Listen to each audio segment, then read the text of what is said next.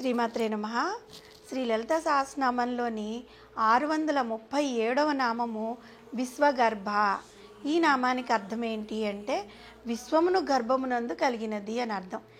ఏ విధంగా పిండాండమును తల్లి తన గర్భమునందు 9 నెలలు మోసి బిడ్డకు జన్మిస్తుందో అదేవిధంగా జగన్మాత కూడా మనకు కనబడుతున్న 84 లక్షల జీవరాశులతో కూడిన ఈ సమస్త విశ్వాన్ని తన కుక్షిలో ధరించి ప్రసవిస్తుందన్నమాట. కనుకనే ఆ తల్లి జగన్మాతగా ఆ బ్రహ్మ కీటజన్నిగా కీర్తింపబడింది.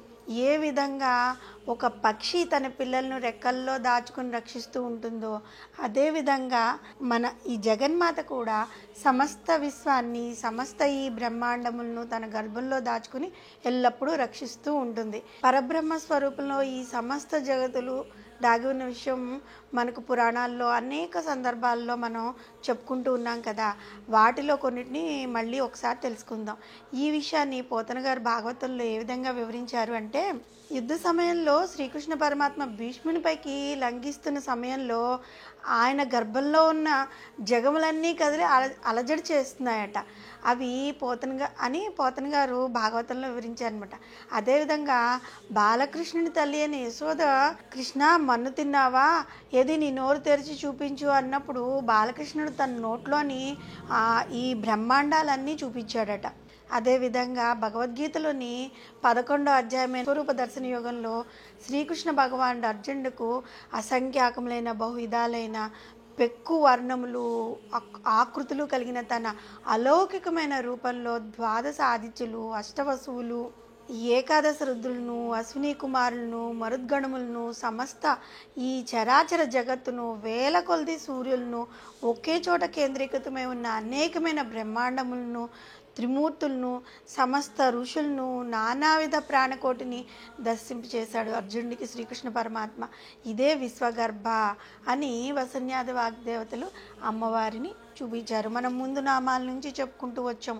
అక్కడ విష్ణువుకి అమ్మవారికి భేదం లేదు, వారిద్దరూ ఒకటే, అన్నా చెల్లెళ్ళు కదా, ఇద్దరూ ఒకలాగే ఉంటారనమాట. అంత విశ్వాన్ని అర్జునుడికి విశ్వరూప దర్శన యోగంలో అర్జునుడికి చూపించిన ఆ సాక్షాత్తు జగన్మాతే కదా.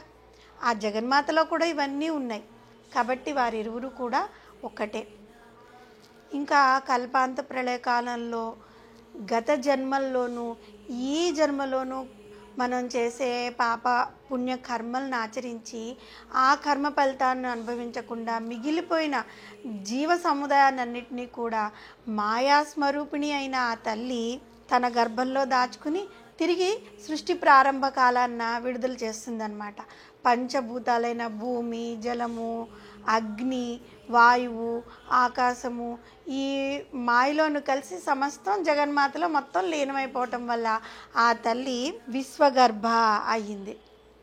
యదేయం పృథివీ మహీభూతానాం గర్భమాదతే అన్న అథర్వ వేదపు సూక్తిని అనుసరించి చరాచరమైన ఈ సమస్త ప్రపంచాన్ని పృథ్వీని ప్రసవించి అభివ్యక్తం చేస్తుంది. కనుక అటువంటి పృథ్వీ స్వరూపురాలైన జగన్మాతను మనం విశ్వగర్భ అనే నామంతో వ్యవహరిస్తున్నాము.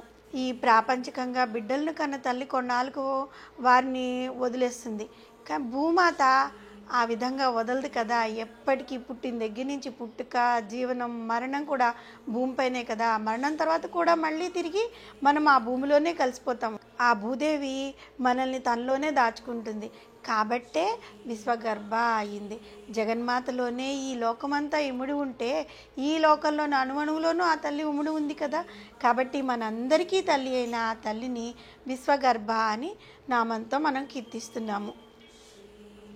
మనకి కనబడుతున్న 84 లక్షల జీవరాశులతో కూడిన ఈ సమస్త విశ్వాన్ని తన కుక్షిలో ధరించి జగన్మాతగా ఆ బ్రహ్మ కీటజన్నిగా కీర్తింపబడి తన పరబ్రహ్మ స్వరూపముగా యశోద, అర్జునుడు మొదలైన వారికి తనలో దాగి ఉన్న ఈ విశ్వాన్ని దర్శింపజేసిన జగన్మాతను మనము విశ్వగర్భ అనే నామంతో కనుక ఎల్లప్పుడూ స్మరిస్తూ ఉంటే, మనం లేచింది మొదలుకొని ఏ పని చేసినా అమ్మవారి నామం చేస్తూ విశ్వగర్భ అంటే ఈ విశ్వం మొత్తం అమ్మవారిలో ఇమిడి ఉంది అని చెప్పుకున్నాం కదా.